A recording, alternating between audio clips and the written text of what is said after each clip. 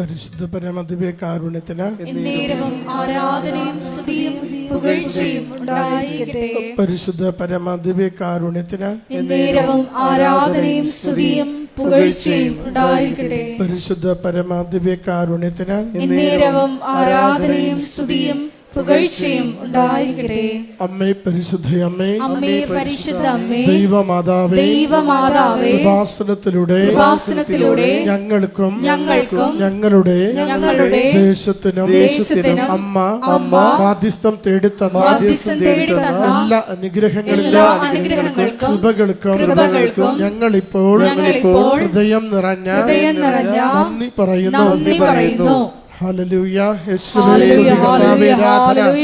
മഹത്വം കർത്താവേ, ഈ നാളുകളിൽ നൽകിയ എല്ലാ നന്മകൾക്കും നന്ദി കർത്താവേ, കൃപകൾക്ക് നന്ദി കർത്താവേ, സൗഖ്യത്തിന് നന്ദി കർത്താവേ, കുടുംബത്തിന് സമാധാനത്തിന് നന്ദി കർത്താവേ. ആരാധന മഹത്വം കർത്താവേ, സ്തുതി കർത്താവേ, ആരാധന മഹത്വം സ്തുതി ആരാധന.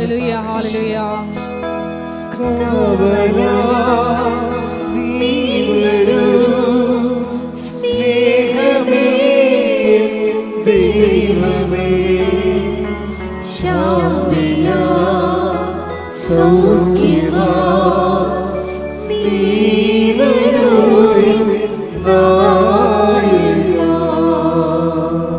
പരിശുദ്ധ പരമദിവ്യകാരുണ്യത്തിന് എന്നേരവും ആരാധനയും സ്തുതിയും പുകഴ്ചയും ഉണ്ടായിരിക്കട്ടെ. പരിശുദ്ധ പരമദിവ്യകാരുണ്യത്തിന് എന്നേരവും ആരാധനയും സ്തുതിയും പുകഴ്ചയും ഉണ്ടായിരിക്കട്ടെ.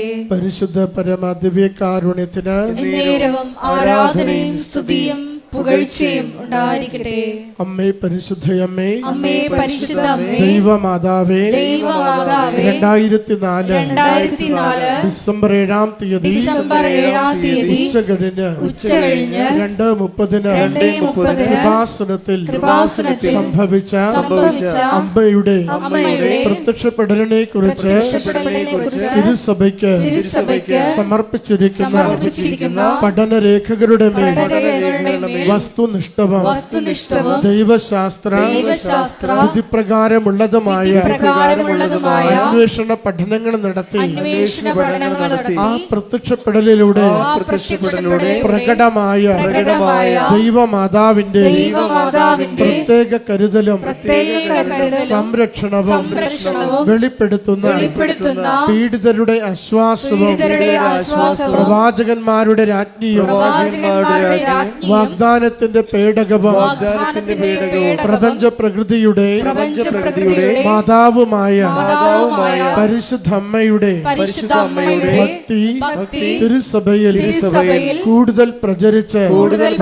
ജീവിതത്തിന്റെ ദുരിത ദുരന്ത അവസ്ഥകളിൽ അകപ്പെട്ട് കഴിയുന്ന അനേകായിരം മക്കൾക്ക് ദൈവത്തിന്റെ സാന്നിധ്യവും സന്ധിപ്പും കൂടുതൽ അനുഭവിക്കുക വഴി ആത്മീയ വിശുദ്ധിയും ദൈവശക്തിയും കൈവരിക്കുവാൻ ഞങ്ങളുടെ കുടുംബങ്ങളെ ഇടയാക്കണമേ. നമുക്ക് ഒരുമിച്ച് സ്തുതിക്കാം. ഹല്ലേലൂയ. സ്തുതി ആരാധന മഹത്വം കർത്താവേ, സ്തുതി കർത്താവേ, ആരാധന മഹത്വം കർത്താവേ, സ്തുതി കർത്താവേ, ആരാധന കർത്താവേ, മഹത്വം കർത്താവേ, സ്തുതി കർത്താവേ, ആരാധന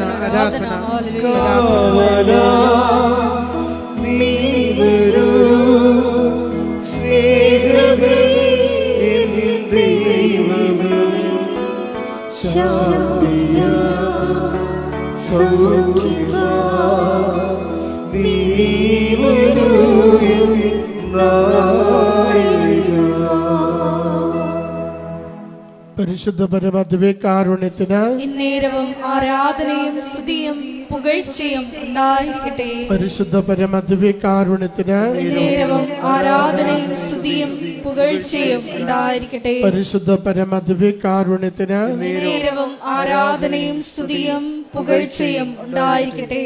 അമ്മേ പരിശുദ്ധയമ്മേ, അമ്മേ പരിശുദ്ധ അമ്മേ, ഭൂസ്വർ ലോകങ്ങളുടെ രാജ്ഞിയായ അങ്ങയ്ക്ക് ഭൗമ സംരക്ഷണത്തിനായി പ്രപഞ്ച പ്രകൃതിയെ തന്നെ തിരുസഭ പ്രതിഷ്ഠിക്കുവാൻ ഈ പ്രത്യക്ഷീകരണം വഴി ഇടയാക്കണമേ. പരിശുദ്ധമേ, ജപമാല മാതാവേ, സകല കൃപാസനം പ്രാർത്ഥനകളോടും ചേർത്ത് ഞങ്ങളിപ്പോൾ പ്രാർത്ഥിക്കുന്ന ഈ സമൂഹത്തിന്റെ പ്രത്യേക നിയോഗവും നമ്മുടെ എല്ലാ അപേക്ഷകളും ആവശ്യങ്ങളും കൃപാസന മാതാവിന്റെ സംരക്ഷണയിൽ ദിവ്യകാരുണ്യനാഥന് സമർപ്പിക്കാം. VP ജോസഫ് അച്ഛൻ്റെ മിഷൻ നിയോഗങ്ങൾക്ക് വേണ്ടിയും നമുക്ക് പ്രാർത്ഥിക്കാം.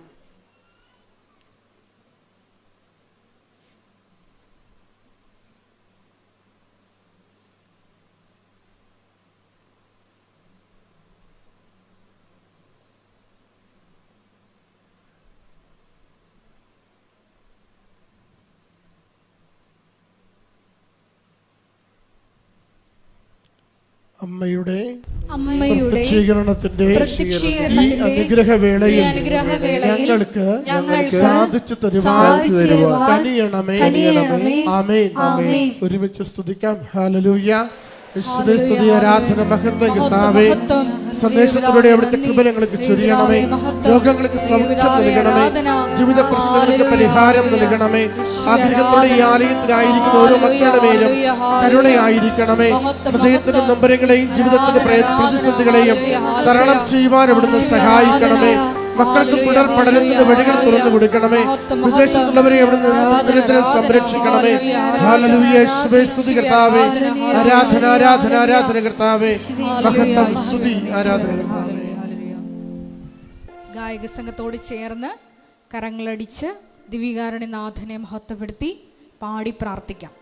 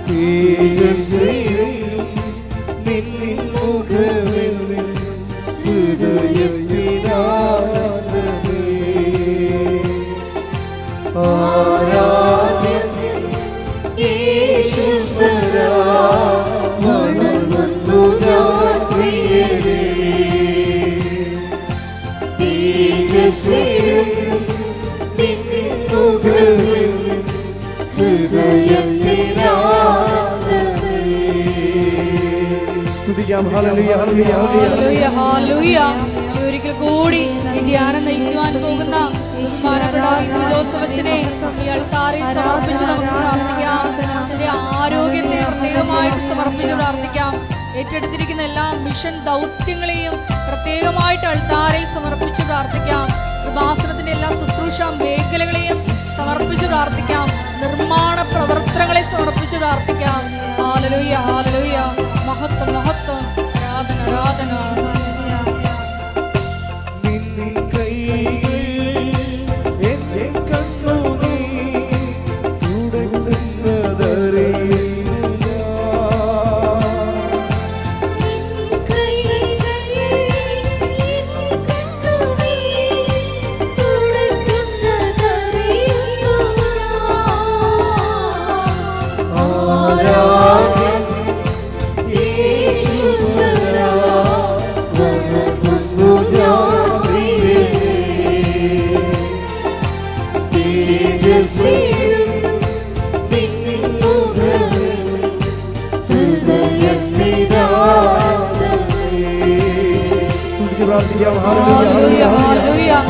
കൂടെ നാളിതുവരെ കൃപാസനത്തിൽ വന്ന് കരിയിൽ ഉടമ്പടിയെടുത്ത് പാർച്ചു പോയിട്ടുള്ള മക്കളുടെ നിയോഗങ്ങളെ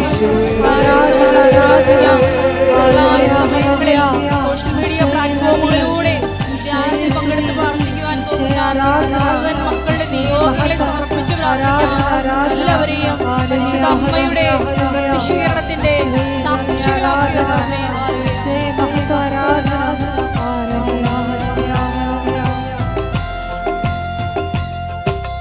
സന്നിധി വസിച്ചോട്ടെ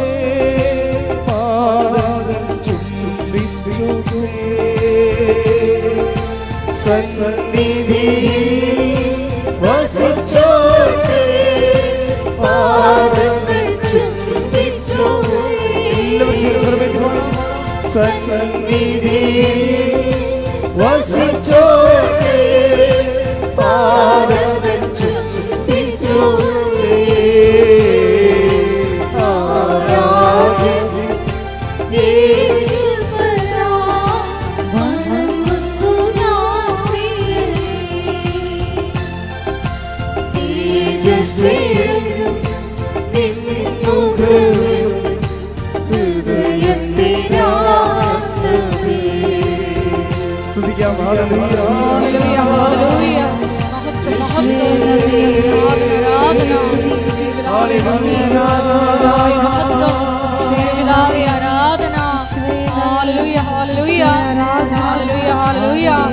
ദൈവത്തിനടുത്ത് പോയിട്ടുള്ള പ്രത്യേകമായിട്ട് ദുരിതം അനുഭവിക്കുന്ന കുടുംബങ്ങളെ കാലിൽ സമർപ്പിച്ച് പ്രാർത്ഥിക്കുന്നു. മൺസൂൺ കാലത്തിൽ ഒരു വീടില്ലാതെ വിഷമിക്കുന്ന മക്കളെ, കാലവർഷത്തെ കെടുതി പോലും ദുരിതം അനുഭവിക്കുന്ന ഓരോ മക്കളെയും കാലിൽ സമർപ്പിച്ച് പ്രാർത്ഥിക്കുന്നു. ഹല്ലേലൂയ, ഹല്ലേലൂയ. മഹത്വം, മഹത്വം. അവർക്ക് വഴി കാണിച്ചു കൊടുക്കണമേ. Hallelujah, hallelujah.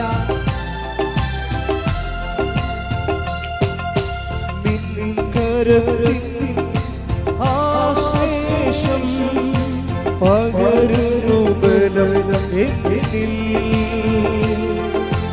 നിൻ കരത്തിൽ ആശ്ലേഷം പകരുന്നു ബലം എന്നിൽ. ആരാധന യേശുവരാ, വണങ്ങുന്നു ഞാൻ പ്രിയനേ. തേജസ്സേഴും നിൻ മുഖവും ഹൃദയത്തിനാനന്ദമേ. ശക്തിയോട് ചേർന്ന് പാടാം. ആരാധന യേശുവരാ, വണങ്ങുന്നു ഞാൻ പ്രിയനേ. തേജസ്സേഴും നിൻ മുഖവും ഹൃദയത്തിനാനന്ദമേ. സ്തുതിക്കട്ടെ. ഹല്ലേലൂയ, ഹല്ലേലൂയ, ഹല്ലേലൂയ, ഹല്ലേലൂയ. ഹല്ലേലൂയ, ഹല്ലേലൂയ. പ്രത്യേകമായിട്ട് നമ്മുടെ ആലയത്തെ താരയിൽ സമർപ്പിച്ച് പ്രാർത്ഥിക്കുന്നു. എല്ലാ പ്രവർത്തനങ്ങളെയും ഒരിക്കൽ കൂടി പുനഃസമർപ്പണം ചെയ്ത് പ്രാർത്ഥിക്കുന്നു. ഞങ്ങളുടെ ആലയത്തെ വീണ്ടും വീണ്ടും വിശുദ്ധീകരിക്കണമെന്ന് പ്രാർത്ഥിക്കുന്നു. പുതിയ പുതിയ ശുശ്രൂഷകൾ നൽകണമെന്ന് പ്രാർത്ഥിക്കുന്നു. ലോകത്തിന് കൊടുക്കുവാൻ നമ്മളെ ഓരോരുത്തരെയും പുത്തൻ അഭിഷേകം നൽകി കൃപയാൽ നിറയ്ക്കണമെന്ന് പ്രാർത്ഥിക്കുന്നു. ഹല്ലേലൂയ, ഹല്ലേലൂയ. മഹത്വം, മഹത്വം. ആരാധന, ആരാധന. ഹല്ലേലൂയ, ഹല്ലേലൂയ, ഹല്ലേലൂയ.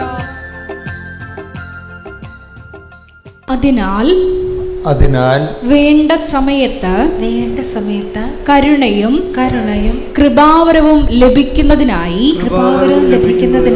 നമുക്ക് പ്രത്യാശയോടെ കൃപാവരത്തിന്റെ സിംഹാസനത്തെ സമീപിക്കാം. ഇതൊരു സാധ്യതയാണ്. ഈ സാധ്യത ആദ്യം പരീക്ഷിച്ചത് പരിശുദ്ധ അമ്മയാണ്. എന്താണ് സാധ്യത?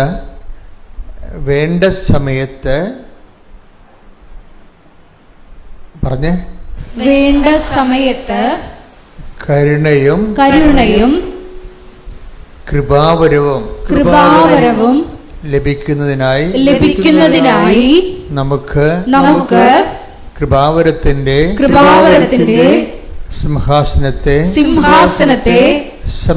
സമീപിക്കാം. അപ്പൊ കൃപാവരത്തിന്റെ സിംഹാസനം എന്ന് പറയുന്നത് ഈശോയാണ്. ഈശോയെ സമീപിക്കാവുന്നാണ് പറയണത്. എന്താണ്? വേണ്ട സമയത്ത് എന്തൊക്കെയാണ് നമുക്ക് ലഭിക്കേണ്ടത്? കരുണയും കൃപാവരവും. കരുണ എന്ന് പറയുമ്പോൾ 2-3-4 അർത്ഥങ്ങൾ അതിൻ്റെതുണ്ട് കരുണയ്ക്ക്. ഒന്ന്, നമ്മൾ ജസ്റ്റിഫൈ ചെയ്യപ്പെടുന്നത് ദൈവത്തിൻ്റെ കരുണ കൊണ്ടാണ്. ജസ്റ്റിഫിക്കേഷൻ നിങ്ങൾക്ക് എന്തുമാത്രം മനസ്സിലാവുമെന്ന് അറിയത്തില്ല. അതായത് കംപ്ലീറ്റ് റൈറ്റ് ഓഫ് ചെയ്യുന്നതിനാണ് ജസ്റ്റിഫിക്കേഷൻ എന്ന് പറയുന്നത്. നമ്മുടെ പാപങ്ങളും നമ്മളെ യോഗ്യമാക്കി ദൈവം അങ്ങ് ഏകപക്ഷികമായിട്ട് ദൈവം നമ്മളെ റൈറ്റ് ഓഫ് ചെയ്യും. ഇപ്പം കോടിക്കണക്കിന് രൂപയുടെ കടം യാതൊരുവിധ റെമിറ്റൻസും ഇല്ലാതെ അങ്ങ് ഫ്ലാറ്റായിട്ട് റൈറ്റ് ഓഫ് ചെയ്യുന്നതിനാണ് ഒരു വ്യക്തിയെ ജസ്റ്റിഫൈ ചെയ്തെടുക്കുക. അതിനാണ് ജസ്റ്റിഫിക്കേഷൻ എന്ന് പറയുന്നത്. തിയോളജിയിലെ ഭയങ്കരമായൊരു സബ്ജക്റ്റാണത് ജസ്റ്റിഫിക്കേഷൻ. ഈ കരുണ പലപ്പോഴും ജസ്റ്റിഫിക്കേഷനുമായിട്ട് ബന്ധപ്പെട്ടിരിക്കുന്നത്. അപ്പം ചില സമയത്ത് നമ്മളുടെ പഴയ ഫയലെല്ലാം പരിശോധിച്ചാൽ ഈ ജന്മത്ത് നമുക്ക് ദൈവം ഒരു അനുഗ്രഹം കിട്ടാനുള്ള സാധ്യത ഉണ്ടാകത്തില്ല. മനസ്സിലായില്ലേ? നമ്മുടെ പഴയ ഫയലൊക്കെ പരിശോധിച്ചാലേ ഈ ജന്മത്ത് ഒരു ഫേവർ കിട്ടാനുള്ള യാതൊരു സാധ്യത ഉണ്ടാകത്തില്ല. ഇവിടെ ദൈവത്തിൻ്റെ കരുണ വെച്ചിരിക്കുന്ന ഒരു പൊസിഷനാണ് ജസ്റ്റിഫിക്കേഷൻ. എന്നിട്ട് എങ്ങനെയാണ് അത് ആ ജസ്റ്റിഫിക്കേഷൻ നമുക്ക് ലഭിക്കേണ്ടത്? വെറുതെ അല്ല, ഓശാരം കിട്ടണമല്ലത്. ദൈവം ജസ്റ്റിഫിക്കേഷന് വേണ്ടി ഒരാളെ ഉയർത്തിയിട്ടുണ്ട്. ആരാണത്? ക്രിസ്തുവിനെ.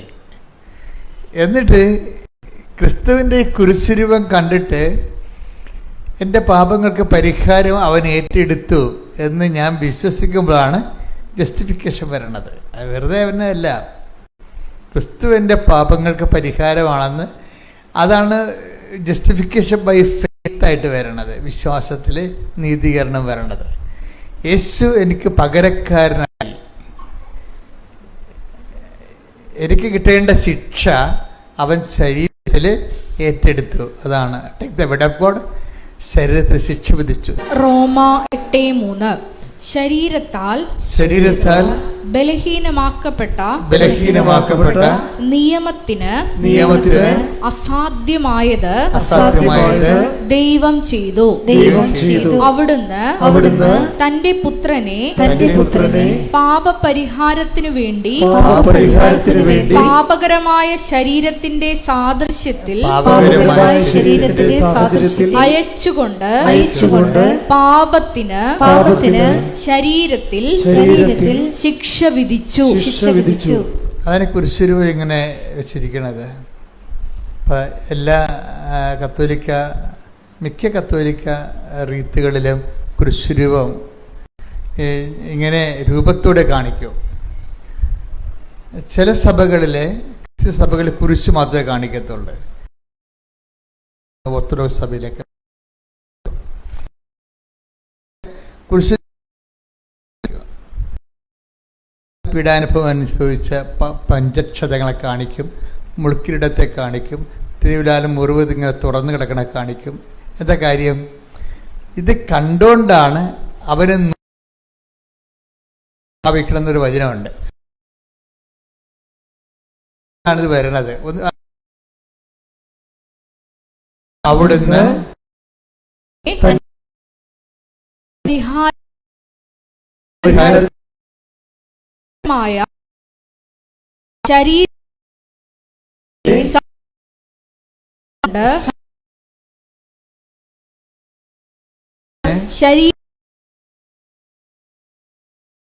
വിധിച്ചു. അവൻ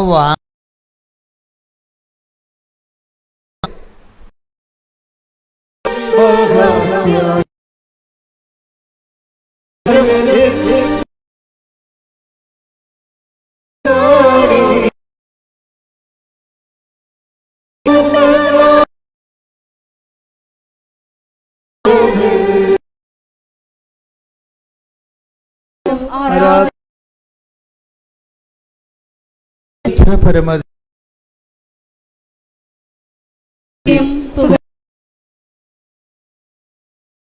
അവര് നമ്മളൊരിങ്ങനെ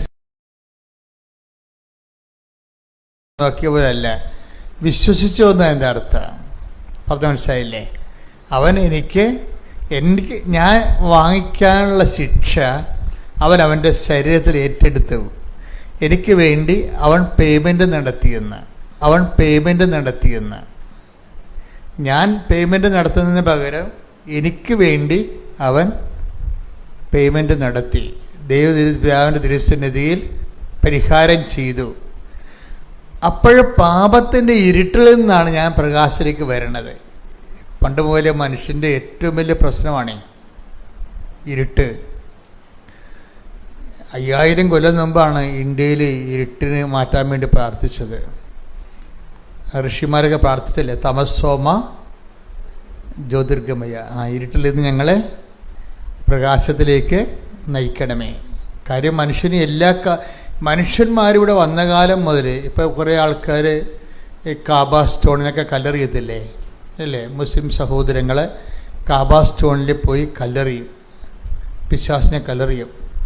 അവരതിന് ഹജ്ജിന് പോയാണ് ചെയ്യണത്. എന്തിനാണ്? അവരുടെ പാപത്തിൻ്റെ പരിഹാരമാണ്. പോകുന്നവരും ഇരുമുടി കെട്ടിമുട്ടി പോകുന്നവരും പാപത്തിൻ്റെ പരിഹാരത്തിന് വേണ്ടിയാണ് പോണത്. അപ്പോൾ ഈ മനുഷ്യന്മാർ ഏത് മതത്തിൽപ്പെട്ടായാലും പാപം തന്നെയാണ്, അതിന് മാറ്റമൊന്നുമില്ല. ഏത് മതത്തിൽപ്പെട്ടതായാലും ഈ നൂറ്റാണ്ടുകളിലൂടെ സഹസ്രാബ്ദങ്ങളിലൂടെ എല്ലാം വരുമ്പോഴും ഇതൊരു ഇരുട്ടാണ്. ഇതിനെ ആര് എനിക്ക് മോചനം നൽകും, ആരെനിക്ക് മോചനം നൽകുമെന്ന് മനുഷ്യൻ്റെ അന്വേഷണമാണ് മതങ്ങളുടെ ആവിർഭാവത്തിന് കാരണം. ആര് എൻ്റെ ഇരുട്ടിൽ നിന്ന്, ഈ പാപത്തിൻ്റെ ഇരുട്ടിൽ നിന്ന് എനിക്ക് രക്ഷ നൽകും എന്നുള്ളത് എൻ്റെ അന്വേഷണത്തിൻ്റെ ഭാഗമായിട്ടാണ്. അതുകൊണ്ടാണ് ഈ ഹെബ്രായർ 1:1 പറയണില്ലേ, വായിച്ച ഹെബ്രായർ 1:1. പൂർവകാലങ്ങളിൽ പ്രവാചകന്മാർ വഴി വിവിധ ഘട്ടങ്ങളിലും വിവിധ രീതികളിലും ദൈവം നമ്മുടെ പിതാക്കന്മാരോട് സംസാരിച്ചിട്ടുണ്ട്. എന്നാൽ ഈ അവസാന നാളുകളിൽ തന്റെ പുത്രൻ വഴി അവിടുന്ന് നമ്മോട് സംസാരിച്ചിരിക്കുന്നു. അപ്പൊ ആരെനിക്ക് മോചനം നൽകും? ഈ ഇരുട്ടിൽ നിന്ന്, പാപത്തിൻ്റെ ഈ ഇരുട്ടിൽ നിന്ന് ആര് മോചനം നൽകും എന്ന് മനുഷ്യരാശി ഉണ്ടായ കാലം മുതലുള്ള ഒരു ഭാരപ്പെടുത്തലാണ്. ഈ ഭാരത്തിന് ആര് രക്ഷിക്കും? അതുകൊണ്ടാണ് ഹെബ്രായർ 1:1 പറയണത്. എന്താണ്? പൂർവ്വകാലങ്ങളിൽ പ്രവാചകന്മാർ മുഖേന ദൈവം നമ്മുടെ പിതാക്കന്മാരോട് പല ഘട്ടങ്ങളിലും പല വ്യക്തികളിലൂടെ സംസാരിച്ചിട്ടുണ്ട്. എന്തിനാണ്? ഈ പാപത്തിന് പരിഹാരം ചെയ്യുന്ന പോംവഴികൾ ആരാഞ്ഞിട്ടുണ്ട്. എന്നാൽ പിന്നെന്താ പറഞ്ഞ വായിച്ച്? എന്നാൽ ഈ അവസാന നാളുകളിൽ തന്റെ പുത്രൻ വഴി അവിടുന്ന് നമ്മോട് സംസാരിച്ചിരിക്കുന്നു. എപ്പോഴും നമ്മൾ ക്രിസ്തുവിലേക്ക് വരുമ്പോൾ ഈ ഫുള്ളായിട്ടുള്ള റിസൾട്ട് കിട്ടണമെങ്കിലേ, ഇപ്പം ചില ബാറ്ററി ഇല്ലേ, അത് ചില ടോർച്ചൊക്കെ പണ്ടുണ്ടായിരുന്നു, ഇപ്പം ഒന്നുമില്ല. എവറഡിയുടെ ഒരു ടോർച്ചൊക്കെ ഇല്ലായിരുന്നു പണ്ട്. അപ്പോൾ അവർ എവറഡിയുടെ ടോർച്ച് ഇതിൻ്റെ പരസ്യം എന്താണ്? Four best result use Eveready battery. അവിടെ ഞാൻ ഇപ്പോൾ ഓർക്കുന്നുണ്ട്, ഞാൻ കുഞ്ഞുനാളിൽ കേട്ട പരസ്യമാണ്. അത് ഈ ടോർച്ചിന് റിസൾട്ട് വരണമെന്നുണ്ടെങ്കിൽ നിങ്ങൾ തോഷിബ എന്നൊക്കെ തോഷിബയൊക്കെയാണ് ഉണ്ടായിരുന്നത്. തോഷിബ ബാറ്ററി ഉപയോഗിച്ചാൽ പറ്റത്തില്ല, ഇതിന് എവറിയുടെ ബാറ്ററി തന്നെ ഉപയോഗിക്കണമെന്ന് പറഞ്ഞിരിക്കണം. ഈ ക്രിസ്തുവിൻ്റെ ബെസ്റ്റ് റിസൾട്ട് നിങ്ങളീ പറഞ്ഞ ILTS വസ്തു വിൽപ്പനയൊന്നുമല്ല, അതൊക്കെ ക്രിസ്തു ഇല്ലെങ്കിൽ നമുക്ക് കിട്ടുന്നതാണ്. അതിൻ്റെ കൂടെ നൽകുന്ന, എപ്പോഴും ഞാൻ പറയും, അതിൻ്റെ കൂടെ നൽകുന്ന ഉൽപ്പന്നങ്ങളാണ്. ക്രിസ്തുവിൻ്റെ ബെസ്റ്റ് റിസൾട്ട് കിട്ടണമെങ്കിൽ എന്ത് കിട്ടണമെന്നറിയാമോ? പാപത്തിന് പരിഹാരമായിട്ട് അവൻ ചെയ്തു എന്ന് നമ്മൾ വിശ്വസിക്കണം. എനിക്ക് കിട്ടേണ്ട ശിക്ഷ അവൻ വാങ്ങിച്ചു, എനിക്ക് പകരക്കാരനായി അവനത് റീഫണ്ട് ചെയ്തിരിക്കുന്നു. എനിക്ക് വേണ്ടി പരപിതാവിൻ്റെ തിരുസന്നിധിയിൽ അവൻ പരിഹാരം ചെയ്തു. അപ്പം ഞാൻ സ്വതന്ത്രനായി. അതാണ് ക്രിസ്തു പുത്രൻ നിങ്ങളെ സ്വതന്ത്രരാക്കിയാൽ നിങ്ങൾ യഥാർത്ഥ take the bed of God. ശ്രുതിക്കട്ടെ ഹല്ലേലൂയ. ഹല്ലേലൂയ ഹല്ലേലൂയ യേശുവേ നന്ദി ഹല്ലേലൂയ ഹല്ലേലൂയ ഹല്ലേലൂയ. യോഹന്നാൻ 8:36. യോഹന്നാൻ 8:36. അതുകൊണ്ട് പുത്രൻ നിങ്ങളെ സ്വതന്ത്രരാക്കിയാൽ നിങ്ങൾ യഥാർത്ഥത്തിൽ സ്വതന്ത്രരാകും. അപ്പൊ ഒന്നിനു പറഞ്ഞ പുത്രൻ നിങ്ങളെ സ്വതന്ത്രരാക്കിയാൽ നിങ്ങൾ യഥാർത്ഥത്തിൽ സ്വതന്ത്രരാകും. ഈ സ്വാതന്ത്ര്യത്തെ തന്നെ ഈ ബൈബിളിന്റെ ഒരു പ്രശ്നം എന്ന് പറയുന്നത്, ബൈബിള് സത്യവേദ പുസ്തകമാണ്. അത് സത്യം ഈ സംഭവം പറയത്തുള്ളൂ. സ്വാതന്ത്ര്യം എന്ന് പറഞ്ഞാൽ പറയുന്ന ആൾക്കാർ ബൈബിൾ പറയും ഡ്യൂപ്ലിക്കേറ്റ് ഉണ്ടാകും കേട്ടോ എന്ന് പറയും. സ്വാതന്ത്ര്യത്തിനും ഇപ്പം മൗണ്ട് ബാറ്റൻ പ്രഭു 1947 ആഗസ്റ്റ് 15 രാത്രി നമുക്ക് എഴുതി തന്നിട്ടുള്ള ഒരു സ്വാതന്ത്ര്യമുണ്ട്. അതെന്താണ്? രാഷ്ട്രീയ സ്വാതന്ത്ര്യം നമ്മൾ പറയും. പക്ഷേ ബൈബിൾ പറയും അത് ഡ്യൂപ്ലിക്കേറ്റാണ്. എന്താ കാര്യം? ആ സ്വാതന്ത്ര്യം സംരക്ഷിക്കാൻ വേണ്ടി നമ്മൾക്ക് എത്രയാണ് 8 ലക്ഷം പട്ടാളക്കാരെ വെച്ചിരിക്കുകയാണ്. അതുങ്ങൾ അതിർത്തിയിൽ റാഫേലും അതുപോലെ തന്നെ എന്തെല്ലാം യുദ്ധവിമാനങ്ങളും 6 വിമാനവാഹക കപ്പൽ കടലിൽ നമ്മുടെ 120 യുദ്ധവിമാനങ്ങളെയും കയറിക്കൊണ്ട് കടലിൽ കിടക്കുകയാണ്. എന്തിനാണ്? ഈ മൗണ്ട് ബാറ്റൻ എഴുതി തന്നിരിക്കുന്ന സ്വാതന്ത്ര്യം സംരക്ഷിക്കാൻ. അതാണ് വിഷയം. ഇപ്പോൾ ബൈബിൾ പറയും അതൊക്കെ ഡ്യൂപ്ലിക്കേറ്റ് സ്വാതന്ത്ര്യങ്ങളാണ്. മനസ്സിലായ? അപ്പോൾ അത് കണ്ണ് വെട്ടിക്കഴിഞ്ഞാൽ അവർ വന്ന് നമ്മുടെ ജീവനും ഞൊട്ടിക്കൊണ്ട് പോകും. അപ്പോൾ അതിനൊക്കെ ഇതുപോലുള്ള ഭയങ്കര വിജിലൻസ് വേണ്ടി വരും എന്ന് പറയും. അതുകൊണ്ടാണ് ബൈബിൾ പറയുന്നത് യഥാർത്ഥ സ്വാതന്ത്ര്യമുണ്ട്, പിന്നെ യഥാർത്ഥമല്ലാത്ത ടെമ്പററായിട്ടുള്ള സ്വാതന്ത്ര്യങ്ങളുമുണ്ട്. ടെമ്പററായിട്ടുള്ള ഭൗതിക സ്വാതന്ത്ര്യങ്ങൾക്ക് ഒരു സ്വാതന്ത്ര്യം കിട്ടുമ്പോൾ അതിൻ്റെ ഒരു 10 അടിമത്തം വേറെ കൊണ്ടുവരും. അതിൻ്റെ കൂടെ ഒരു സ്വാതന്ത്ര്യം നമ്മൾ നേടണമെങ്കിൽ അതിൻ്റെ കൂടെ തന്നെ 10 അടിമത്തം അതിൻ്റെതായിട്ടുള്ള ഈ കട്ടും മട്ടും എന്ന് പറഞ്ഞ പോലെ കുറേ സംഭവം നമ്മൾ അനുഭവിക്കേണ്ടി വരും. ഞാനൊക്കെ പഠിക്കണ കാലത്ത് ഇപ്പം ഇങ്ങനെ ഈ മേശ ഡെസ്കായിട്ട് നോക്കി കഴിഞ്ഞാൽ ഉണ്ടല്ലോ, പേന ഉപയോഗിക്കാൻ തുടങ്ങിയത് 5ാം ക്ലാസ്സിലാണ് വെച്ചാൽ 5 ക്ലാസ്സിൽ പേന ഉപയോഗിക്കാൻ തുടങ്ങിയത്. അപ്പോൾ പേന ഉപയോഗിക്കാൻ തുടങ്ങുമ്പോൾ ഈ അന്ന് ഡെസ്ക് നോക്കിയാൽ മനസ്സിലാകും നിറച്ച് മഷിയായിരിക്കും. എന്താ കാര്യം? ഈ പില്ലറിൻ്റെ പേന കൊണ്ട് നിറപ്പിച്ചിട്ട് ഇത് കണക്ക് എഴുതിക്കൊണ്ടിരിക്കുന്ന സമയത്ത് തെളിയ സംഭവം. പിന്നെ എന്ത് ചെയ്യും? ഉടനെ കുടയാണ് ഇവിടെ കൊടുന്നത്, താഴേയും കുടയും ഡെസ്കേലും കുടയും. ഇപ്പം ഡെസ്കെല്ലാം വൃത്തിയാണ്. എന്താ കാര്യം? ആ നിബ് പേനയുടെ കാലം കഴിഞ്ഞു. അന്ന് അതേ ഉണ്ടായിരുന്നുള്ളൂ, അത് നമ്മൾ യൂസ് ചെയ്തു. പിന്നീടാണ് ബാൾ പെൻ വന്നത്. ഇപ്പം പുടച്ചൊന്നുമില്ല. അപ്പോൾ ഇങ്ങനെ ഓരോരോ കാലത്ത് ഓരോരോ സംഭവങ്ങൾ വരും. അപ്പം സ്യൂട്ടബിൾ ആയതുകൊണ്ട് നമ്മൾ അപ്പം ഉപയോഗിക്കുന്നു. മനുഷ്യരാശി വീണ്ടും നന്മയ്ക്ക് പുതിയതിന് വേണ്ടി കുറച്ചുകൂടി ഫലപ്രദമായതിനു വേണ്ടി മുന്നോട്ട് പോയിക്കൊണ്ടിരിക്കുന്നു. ഇങ്ങനെ ഒരു കൊണ്ടുപോക്കിലെ സ്വാഭാവികമായിട്ട് വെച്ച് മാറൽ ഇങ്ങനെ കാലത്തിലൂടെ ഇങ്ങനെ വെച്ച് മാറൽ നടന്നുകൊണ്ടിരിക്കും. വെച്ച് മാറാൻ പറ്റാത്ത ഒരു സംഭവം എന്താണ്? ക്രിസ്തു മാത്രമാണ്. കൈയടിച്ച് ശ്രുതിക്കട്ടെ.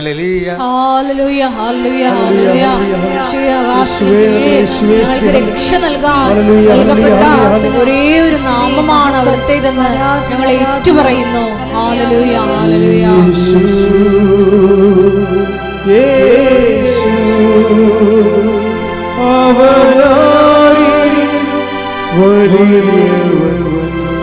ഒരുമിച്ച് പാടുക. യേശു യേശു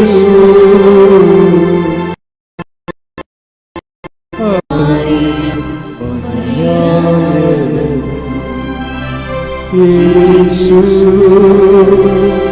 യേശു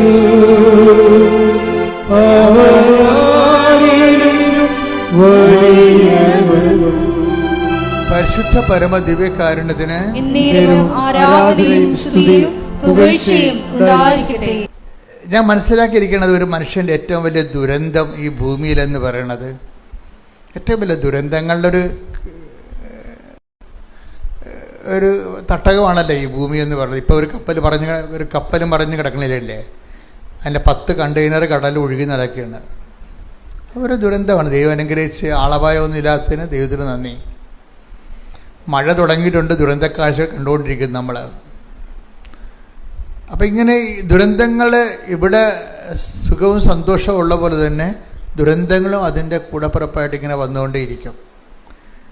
ഇപ്പം ഇതിങ്ങനെ ഓരോ കാലത്ത് ഇപ്പം നമ്മൾ ഓരോരോ കാലങ്ങളിൽ ഓരോരോ കാര്യങ്ങൾക്ക് വേണ്ടി നമ്മൾ ക്രിസ്തുവിനെ അന്വേഷിക്കുന്നുണ്ടെങ്കിലും ഇവിടെ ദുരന്തങ്ങൾ ഒന്നിനു പിറകെ ഒന്നായിട്ട് പലതരത്തിലുള്ള ദുരന്തങ്ങളുണ്ടെങ്കിലും ശരിക്കും പറഞ്ഞാൽ ഏറ്റവും വലിയ ക്യാപിറ്റൽ ട്രാജഡി കലാമിറ്റി, ഒരു CC എന്ന് പറയാവുന്ന ക്യാപിറ്റൽ കലാമിറ്റി എന്ന് വെച്ചാൽ എന്താണ്? ഒരു മനുഷ്യൻ ക്രിസ്തുവിനെ പൂർണ്ണമായിട്ട് അറിയാതെ മരിച്ചു പോണതാണ്. പ്രാർത്ഥിക്കുക. കർത്താവായ ദൈവമേ, നിന്നെ പൂർണ്ണമായി അറിയാനുള്ള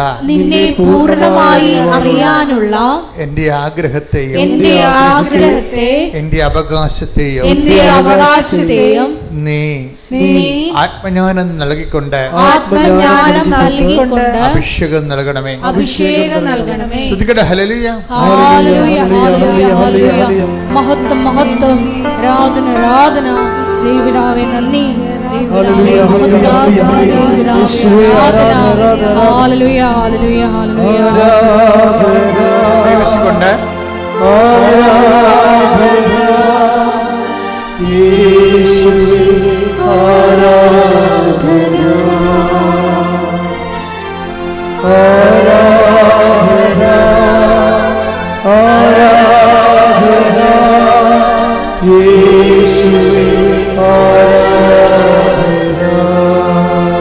പരിശുദ്ധ പരമദിവ്യകാരുണ്യത്തിന് ആരാധനയും സ്തുതിയും പുകഴ്ചയും ഉണ്ടായിരിക്കട്ടെ.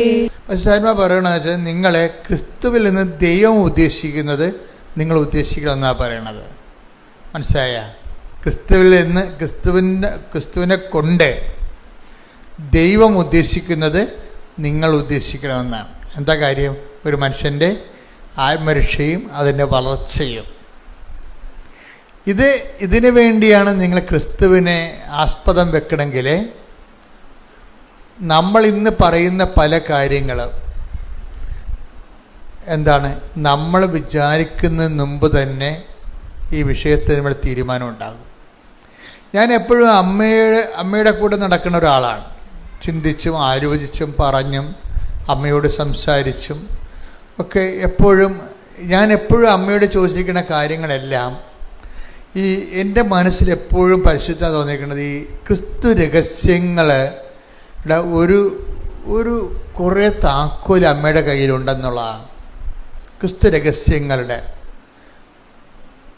മറിയത്തെ ഏറ്റവും നല്ല രൂപമെന്ന് പറയുന്നത് ഒരു കൂട്ടം താക്കോൽ പിടിച്ച് നിൽക്കുന്ന ഒരു ലേഡിയുടെ രൂപമാണ്. എന്താ കാര്യം? ക്രിസ്തുവിൻ്റെ രഹസ്യങ്ങളെ വെളിപ്പെടുത്താൻ പറ്റിയ ദൈവം കൊടുത്ത കുറേ താക്കോലുകളുണ്ട് മറിയത്തിൻ്റെ കയ്യിൽ. മറിയമാണ് ഇതിനൊക്കെ എല്ലാം ബെസ്റ്റ്. ഇപ്പം ഞാൻ നിങ്ങളോട് പറഞ്ഞ വചനം ഞാൻ നേരത്തെ പറഞ്ഞില്ലേ, വേണ്ട സമയത്ത് അതെനിക്കിപ്പം കിട്ടിയതായിരുന്നു. ഞാൻ ഇങ്ങോട്ട് പോരാൻ നേരത്ത് കിട്ടിയ വേണ്ട സമയത്ത്. ഹെബ്രായർ 4:16 വായിച്ച്. ഹെബ്രായർ 4:16. അതിനാൽ വേണ്ട സമയത്ത് കരുണയും കൃപാവരവും ലഭിക്കുന്നതിനായി നമുക്ക് പ്രത്യാശയോടെ കൃപാവരത്തിന്റെ സിംഹാസനത്തെ സമീപിക്കാം. അപ്പൊ വേണ്ട സമയത്ത് ഉതകാൻ വേണ്ടി ഇപ്പം കാര്യങ്ങളൊക്കെ ശരിയാണ്, പക്ഷെ വേണ്ട സമയത്ത് ഉതകത്തില്ലെന്ന് പറയത്തില്ലേ? ചില ആൾക്കാരെ കുറിച്ചുള്ള കമൻ്റ് അതാണ്. ആൾ കൊള്ളാം, ആൾ കഴിവുള്ളവനാണ്, പക്ഷെ വേണ്ട സമയത്ത് ഉതകത്തില്ല. അതാ മനുഷ്യരാശിൻ്റെ നമുക്ക് എല്ലാവരുമൊക്കെ ഉണ്ടാകും, നമുക്കും ആസ്തി പദ്ധതിയൊക്കെ ഉണ്ടാകും, പക്ഷെ വേണ്ട സമയത്ത് നമുക്ക് ഉതകത്തില്ല. ഇത് ഒരു ജീവിതത്തിൻ്റെ ഒരു പ്രശ്നമാണ്.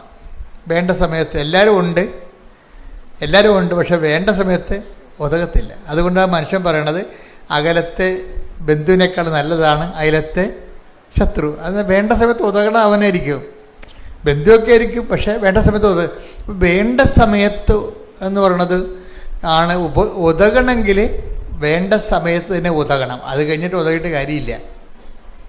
ഇപ്പം ഒരു ചേട്ടൻ ഒരു ദിവസം എന്നോട് പറഞ്ഞേ, എൻ്റെ അച്ഛ, ഇതിനിപ്പം നമ്മുടെ മെഡിക്കൽ സ്റ്റോറിൽ ഒക്കെ വളരെ വില കുറവാണ് ഈ മരുന്നിന്.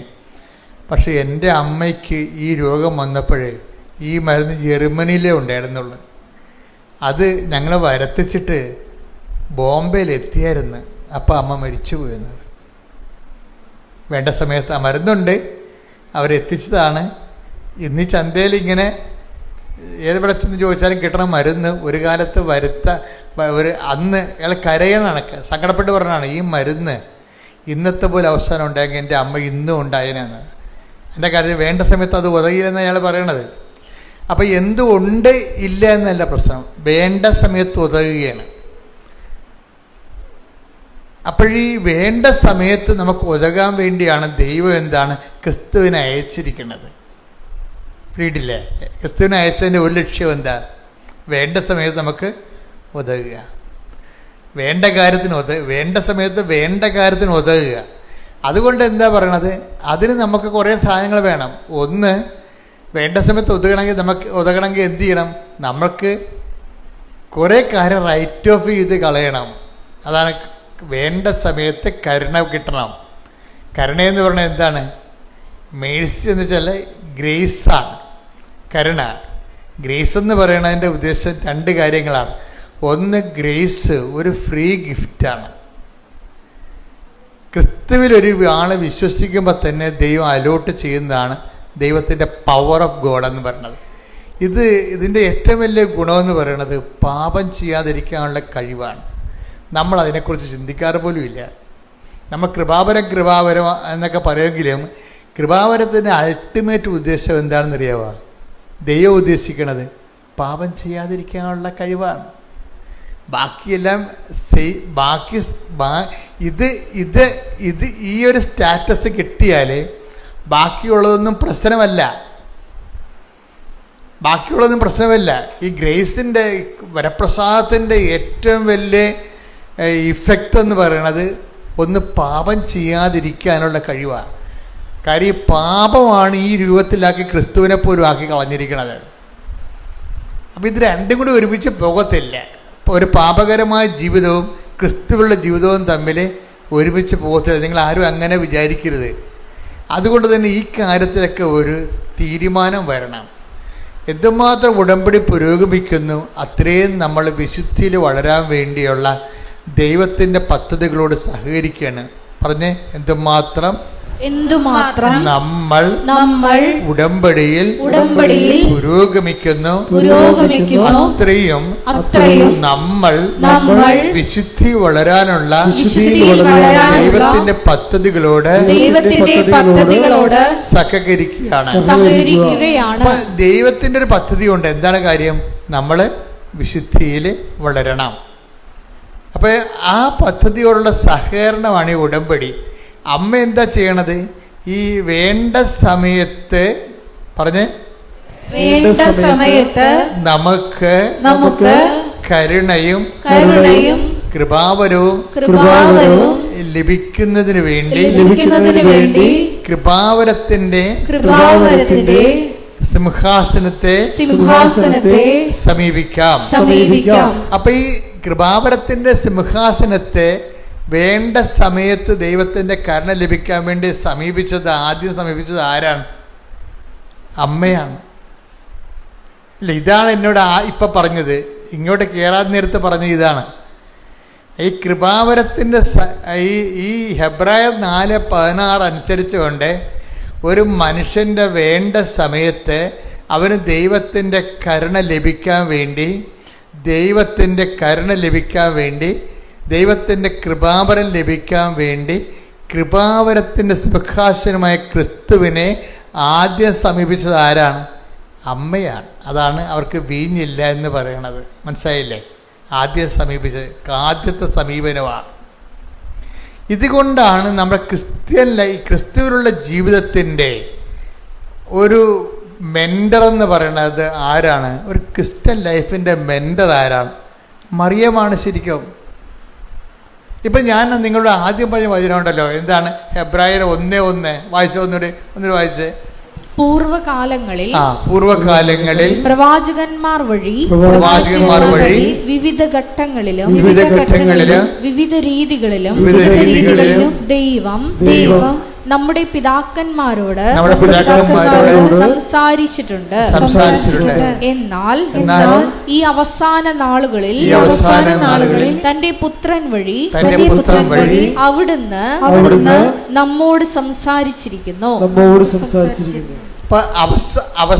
അപ്പൊ ഇത് നമ്മൾ അതായത് ഈ വികസനത്തിന്റെ അവസാന വണ്ടി എന്ന് പറഞ്ഞിട്ട് ഞങ്ങള് ഈ നമ്മുടെ AK ആന്റണി സാറ് മുഖ്യമന്ത്രിയായിരുന്ന കാലത്ത് ഇവിടെ കുറച്ച് വികസനങ്ങളുടെ പദ്ധതികൾ ഗവൺമെൻറ് അനൗൺസ് ചെയ്തിരുന്നു.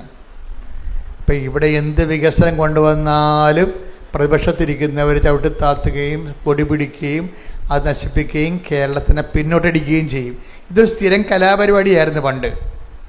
അതായത് നാടിൻ്റെ പൊതു പുരോഗതിക്കാണെന്ന് പറഞ്ഞാലും ശരി, ഒരു ഭരണകക്ഷി ഒരു പദ്ധതി കൊണ്ടുവന്ന് കഴിയുമ്പോൾ മറ്റവന്മാർ ചവിട്ടിത്താത്തു. അങ്ങനെ ചവിട്ടിത്താത്തി അവസാനം ആൻ്റണി മുടിഞ്ഞ് ഇനി നടക്കത്തില്ലെന്ന് കണ്ട, ഇനി ഒന്നും ചെയ്തിട്ട് കാര്യം, ഇനി സമയം കിട്ടുന്നപ്പോൾ പുള്ളിക്കാരൻ പറഞ്ഞാണ് ഇത് വികസനത്തിൻ്റെ അവസാനത്തെ വണ്ടിയാണെന്ന്. ഞാൻ മനോരമയുടെ മെയിൻ ഹെഡിങ് ആയിരുന്നു ഇത് വികസനത്തിൻ്റെ അവസാന വണ്ടി. ഞാൻ എൻ്റെ മനസ്സിലെന്ന് വെച്ചാൽ ഈ വചനം കേട്ടപ്പോൾ എൻ്റെ മനസ്സിൽ വന്ന ഇതാണ്, ഇത് രക്ഷയുടെ അവസാന വണ്ടിയാണ്.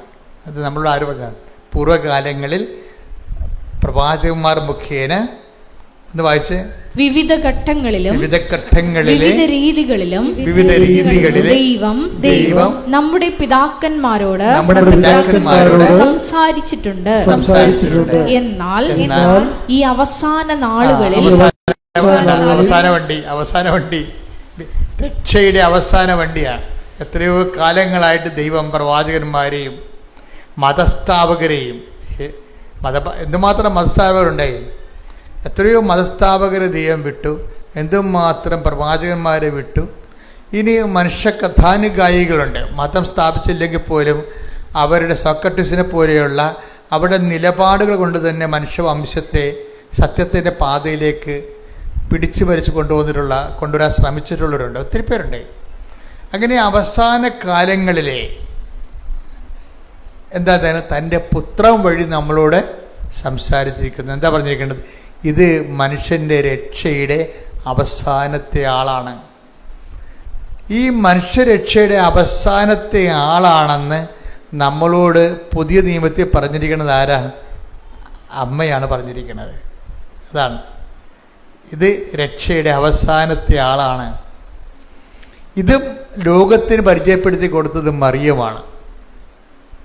ഇതുകൊണ്ടാണ് ഏറ്റവും ബെസ്റ്റ് ക്രിസ്ത്യൻ മെൻറ്റർ, അതായത് ഒരു ക്രിസ്ത്യൻ ഒരു വിശ്വാസ ജീവിതത്തിന് നമ്മളെ സഹായിക്കുന്ന ഫസ്റ്റ് മെൻറ്റർ എന്ന് പറയുന്നത് മറിയമാണ്.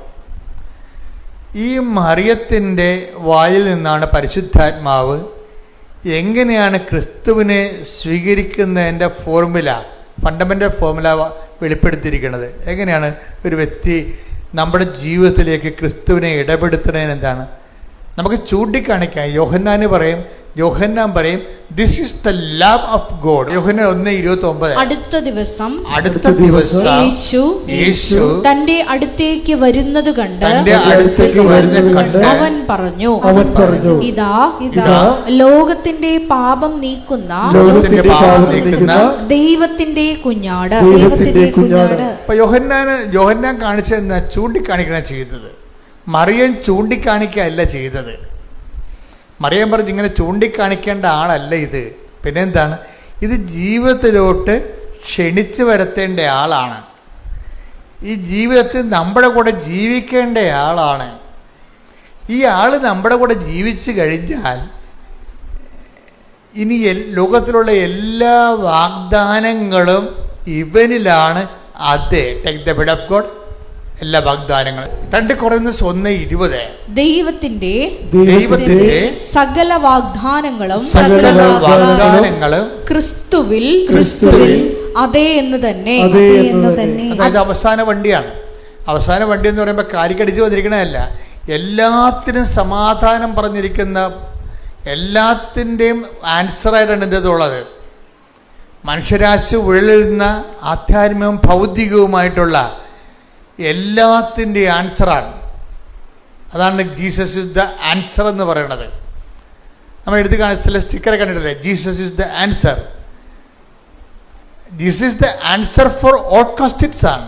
ഭൗതികവും ആത്മീയവുമായ മനുഷ്യൻ്റെ എല്ലാവിധ ആശങ്കകളുടെയും ചോദ്യങ്ങൾക്ക് ഉത്തരവാണ്. അതുകൊണ്ടാണ് 2 കൊരിന്ത്യർ 1:20 പറയണത്, ക്രിസ്തു പറഞ്ഞ സകല വാഗ്ദാനങ്ങളും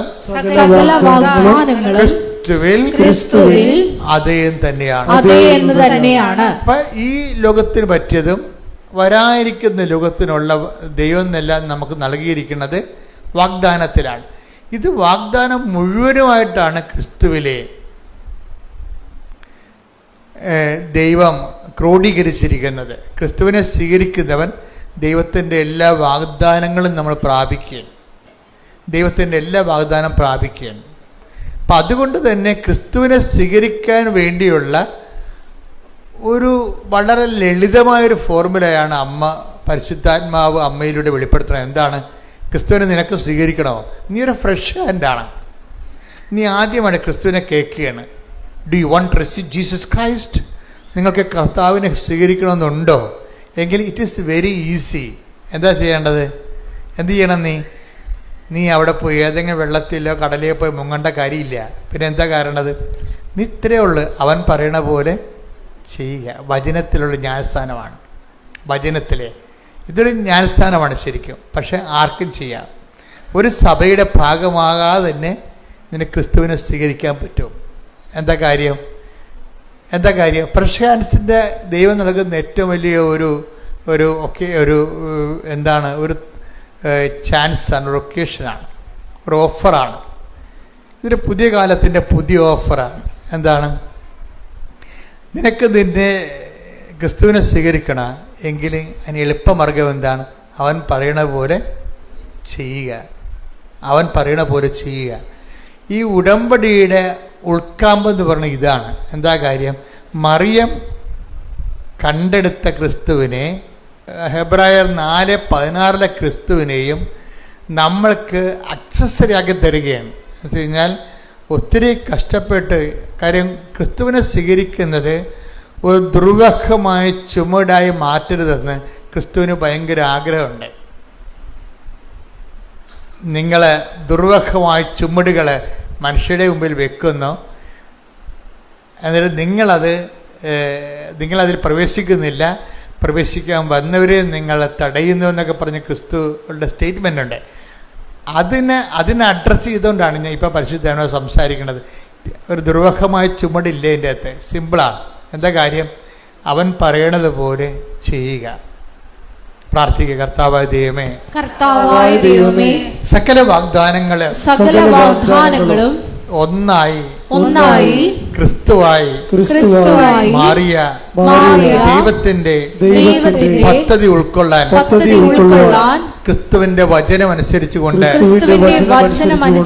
ജീവിതം പുനഃക്രമീകരിക്കുവാൻ പരിശുദ്ധമേ ദൈവമാതാവേ ഞങ്ങളെ അനുഗ്രഹിക്കണമേ. ഈശോമിശിഹായുടെ വാഗ്ദാനങ്ങൾക്ക് ഞങ്ങൾ യോഗ്യരാകുവാൻ സർവേശ്വരന്റെ പരിശുദ്ധ ദൈവമാതാവേ ഞങ്ങൾക്ക് വേണ്ടി അപേക്ഷിക്കണമേ. ശ്രദ്ധിക്കട്ടെ.